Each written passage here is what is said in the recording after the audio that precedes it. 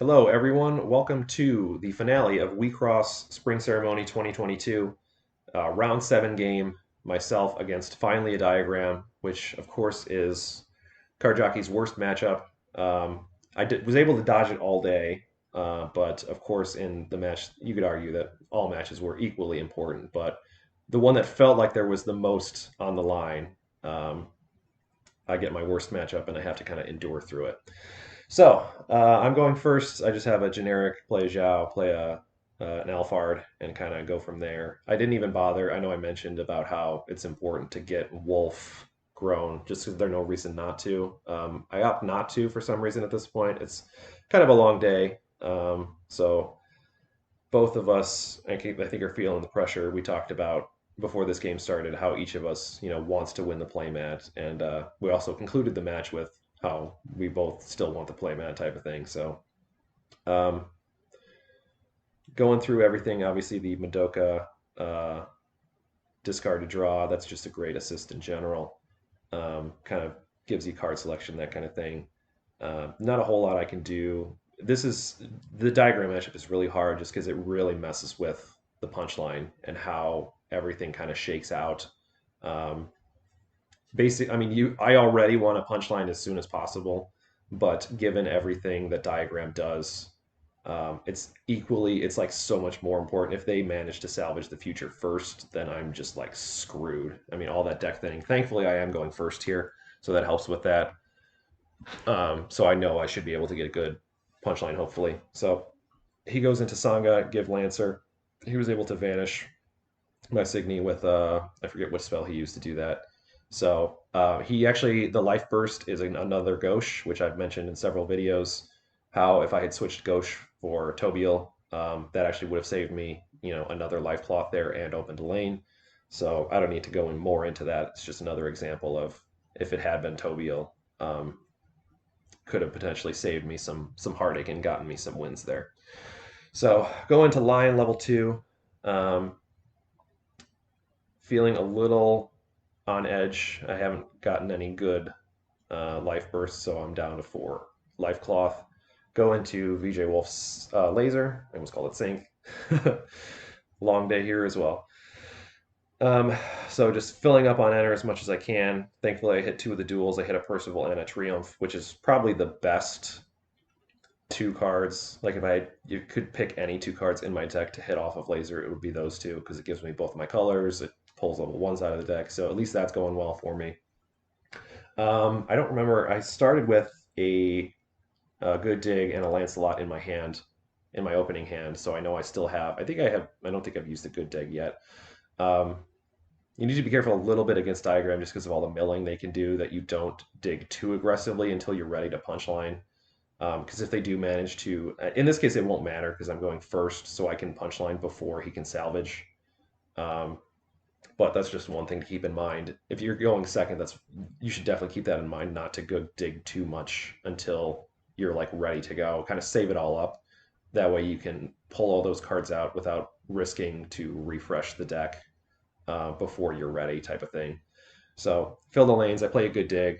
Um, no idea what I grabbed, but I think I just did that for some thinning purposes. I think I needed a servant, honestly, if I remember right, because that's one thing that I've mentioned before that digging for the servants if you don't have one is kind of important. So I do go into Love It Scratch. So I've got 3 open lanes, feeling okay. Um, go to my attack step. I don't remember. I think he opts to not do anything. So Alphard trigger, reveal a servant, which is excellent. That's another good Alphard value on that. He flips into Dark Energy, which I don't believe has a life burst. So Lancelot gets in. I don't know what that vanished. Yeah, I think that was a. I don't remember what specifically that did, but he vanished one of my guys. And then, of course, the Elric attack is guarded. So a little bit behind, an unfortunate life burst, but sometimes, you got to live with that. So he's at 5 life cloth right now. I'm in a little bit of trouble. Um, I can conceivably hit him for 6 on my turn, but that's without him using any of his assists, which obviously he will do if he needs. So I don't anticipate being able to win on my next turn. A little bit far behind. So I think he's going to vanish. I don't remember the name of that spell. It's like vanishes gives like minus 8k or something. I think that's a diagram. Basically, diagrams answer to Deafening Inferno, if I remember right. So he's checking his options here. Um, he's played both of his level ones. He potentially could use like a Sanga or something to get more removal, but I think he's probably waiting until his music is level 3 to get the ability to bounce her back to hand to get the extra effect off. So again, he vanishes my other Signy. He's got a Focalore. I don't recognize that other card. But I think has he moved to attacks? I'm counting my enter here. I think I'm deciding, yeah. I think I'm deciding whether or not to go ham on the DJ Lovett, which I believe I do here if I remember right. I think I'm basically trying to figure out what to vanish is basically what I'm doing because I know Folklore is 10k. I don't remember what that specific Signy does. Uh, I think it has a something with Frozen. Honestly, I don't remember. Sorry, a little bit unfamiliar with that card in particular. So I do go into Crossfade. I do pay, I believe, the full 6. I have so much enter at this point um, that I'm able to pay the full 6, and then in previous matches, I had to worry about preserving enter or like hoping to flip into enter to allow me to even grow on the next turn. But in this case, I still even have the enter left over. So we get the crush in, thankfully on the empty board, which is like the best thing. No life burst from the PRJ, guard the Signy attack. So I'm actually feeling pretty good. He's down to 4 life cloth. I know I can punchline here, kind of put him in a little bit of a bind. He has both of his level 2 assists. I'm kind of anticipating Madoka Clap here. So there's a good chance he'll still be able to survive um, because he can basically clap, kind of my whole board even. And it could be that he, has um, if I have a PRJ, he has effects to grow into or effects to pay for the added cost of the guards. So I don't remember, unfortunately, what is in my hand or what I'm looking for specifically. I think I'm looking for PRJs um, more than anything because I know. Oh, he's got 4 life cloth. Yeah, so it's going to be a little bit tough to kill him this turn just because of Madoka Clap. Even if I'm able to vanish his last Signy, which I don't remember if I'm able to or not. Those early life bursts that saved his life cloth kind of set off the tempo a little bit. So analyzing my options here, um, I know for sure already that I'm going to be punchlining because you just have to punchline before the the diagram piece salvage the future. Because like I said, there's if they salvage first, then all of your deck thinning is meaningless at this beforehand. So I do go into the PRJ. I opt to pay for it. Which this is another case. I've already, basically chosen to fail to find it before. And at this case, I think I was looking for more smaller Signy that I could potentially use to fill the board. One thing that it looks like, and I remember certainly at the end of the game, it's already looking like my hand is kind of small at this point, that I just need options to fill the board or like have some decent Signy that I can use to do other things. So I'm pretty sure that's why I did that. I'm deciding, I'm sure, whether or not to actually pull any because I haven't done as much thinning as I want. And this is another case where I actually choose not to get anything back. I'm pretty sure I had like a good dig and 2 other level 3s. I think that's usually what ends up happening. So I do have PRJs and a Zhao. Thankfully, I crossfaded early so I can play both of them. And then, of course, the punchline. So I move to attack. He is doing the Kurun, however you pronounce that. Draw a card, enter charge 1. And I believe he also goes in a clap here. He's thinking about it for sure.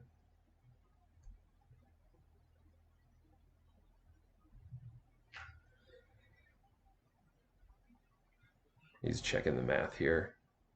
Well, that's not true because you can have Sangha. He's also probably thinking about whether or not to Sangha, because if he grows into Sangha, there's a Sangha that can vanish the Signy, which he does.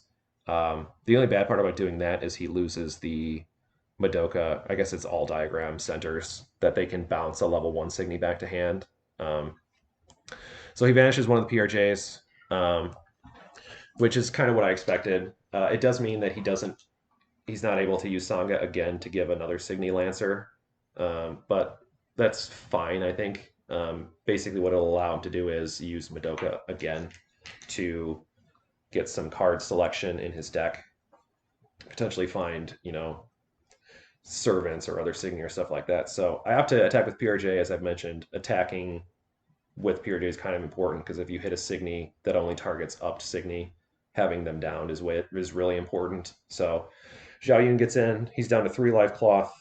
Um, we already know he's going to survive this turn. So he asked me for a count in my deck. I had 14 cards at this point. So again, another reason why I already know he's going to salvage me next turn and trash one of my life cloth. So I pretty much had to do it anyway. Um, so we're doing the old shuffle Ruski here. And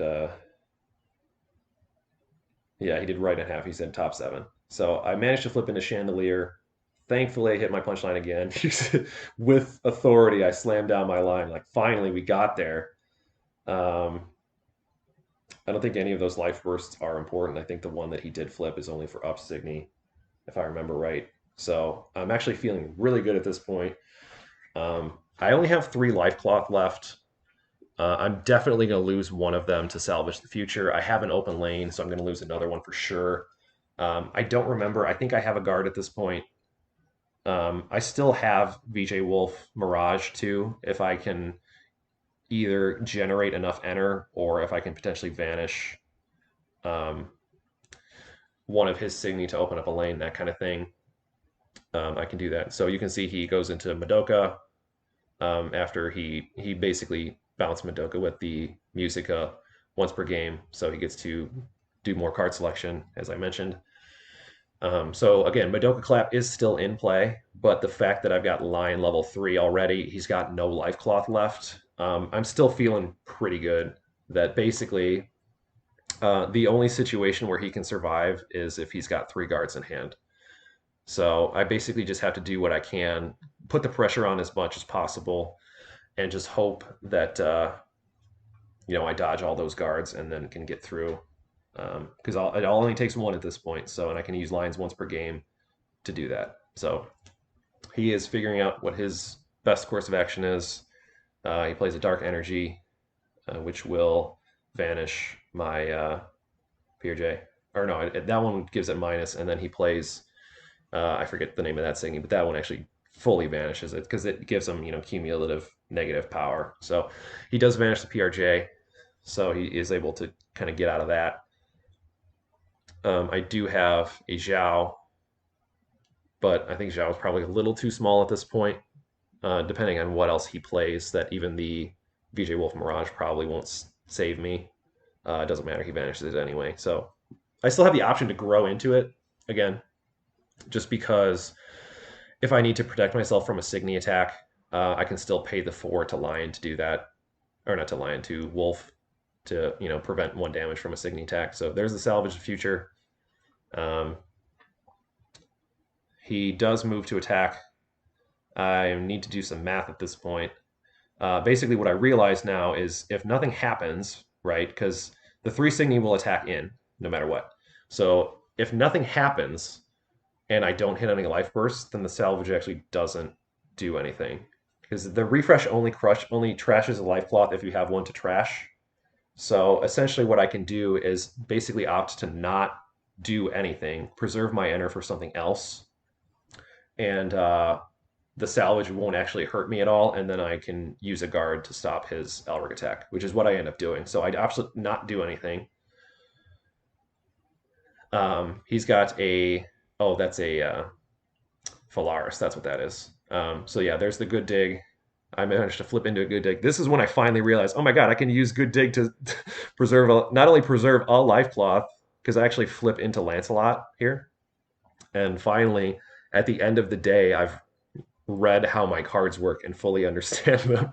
It only took 7 games, right? Um, so I'm asking how big his, because I think he's got a level 1 dual type. So I play Lancelot in the middle. I pay the 1 enter to activate Lancelot to vanish his other Signy. And then now Lancelot is in the way of his center. So that ended up being an insanely good life burst for me. And again, it only took me 6 full tournament matches to read my cards and know how they work. So I actually ended up saving way more life cloth than I thought I would. So there's the salvage. The deck is refreshed. So it actually will end up doing a damage for him here. But I'm still feeling pretty good. Like I said, I've got, even if nothing else happens, I now have an open lane, which is good. I have my lion once per game that I can potentially use. That as long as he doesn't have 3 guards in his hand, then I'll take it because he guards it, I can rest a level 2 assist to restand lion and get the extra tax in. So that one was trashed. The Cercinus was trashed, and there's the servant to guard. So now, in retrospect, honestly, I probably should have taken that because I pretty much know that this is the turn I have to win. Um, Plus, that getting the life burst effect is another thing that actually could have ended up saving me. So I charge a Deafening Inferno. His 2 Signy also are really big, so I actually know both of them are over the threshold for my Silent Assassin. So that's another potential out that I have. And in retrospect, if I had kept that servant in my hand, I could have used it on the field. Really, the question in my hand right now is because I have 2 cards in hand. I have a deafening. I charge the Deafening Inferno because it doesn't do anything for me. His Signy are too big. The 2 cards I have in hand, I believe, are a Servant and a Zhao Yun. So I don't have enough good bodies to fill the board or do anything with it. So basically, what I'm thinking here is how do I figure out how do I get this extra damage in? Which again, if I had kept the servant in my hand and taken, I'm actually asking him how many servants are in his trash, and he says there are 0, and I can see that there are 0 in his life cloth too. So I'm like, okay. He has 4 cards in hand, by the way. So 3 of those have to be servants, or else I win no matter what happens. But anyway, if I had kept the servant in my hand and just played it as a Signy on the field, I could have given that servant and the other servant assassin and gone in the open lane, which really would have hampered. Honestly, that one would have done it in retrospect. If I had done that and just taken the hit instead of discarding the servant, that actually would have won me the game. So, looking back on it now again, learn from your mistakes, people. Spoiler alert. Um, so, I'm the only hard part here is he's got 4 cards. I'm like, okay, I already have 1 level 2. The question is, do I grow into Wolf now for free, just so I can make sure that I can stand Lion a second time if he's got 2 guards? So I figure 2 guards is probably a good bet. He's probably got 2. He didn't guard any of my punch line, so there's the Zhao. He's probably got 2 guards. He may not have 3. So I kind of need to do everything that I can to make sure that I can get a damage in. So I do play a servant here. I play it against the Phalaris. I grow into Wolf basically for no effect because I don't pay anything. She's free to grow, which is another another reason why Mirage is really good because she's free, so she actually doesn't use any of the enter. So then I can pay the 4 to get out my Silent Assassin, which is what I'm going to do here. So now, unfortunately, I didn't have, again, in retrospect, if I had held on to the servant, I could have played it and given 2 servants assassin, which would have done it for me to actually get in for the lane, pretty much no matter what, because he would not have had enough enter and or cards in hand. So Madoka Clap is coming in, basically, is what it is. So he's going to down Zhao. He's going to pay the extra 3, and he's going to down the servant. And he's got 4 cards in hand, so if I had a third attacker that had assassin, he would not have been able to down it. But I go to Lion, he's got a servant. So I was like, okay, that's kind of what I expect. Lion again, servant. Okay. Well, you got 3? And he's like, okay, well, he's slow playing. He's got 3. He actually has 3 servants. So at this point, I know I'm cooked because I have an open lane. I only have 1 life cloth. I have no guards in hand. So there's literally nothing I can do at this point. Just the fact that he had 3 guards against my Lion once per game ability. Um, and again, hindsight is 2020. Looking back on this now, there were outs, absolutely outs that I had if I had let that servant, if I had kept it in hand. I guess I didn't look enough in my hand to think, do I have enough bodies to get through this?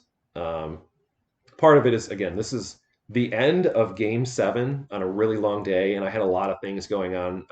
We were going to a concert later in the afternoon, so my mind was kind of all over the place. But this game was absolutely winnable if I had played it correctly, and I just simply did not. Which, I mean, kudos to him for finding the outs where he could, and getting his playmat. So he, vanishes the servant, vanish the Zhao. It doesn't really matter at this point. I mean, like I said, there's nothing I can do. I've used all of my Elric deck cards. I have one life cloth, which was I think that was a Gauche, which actually is really interesting. And that was it.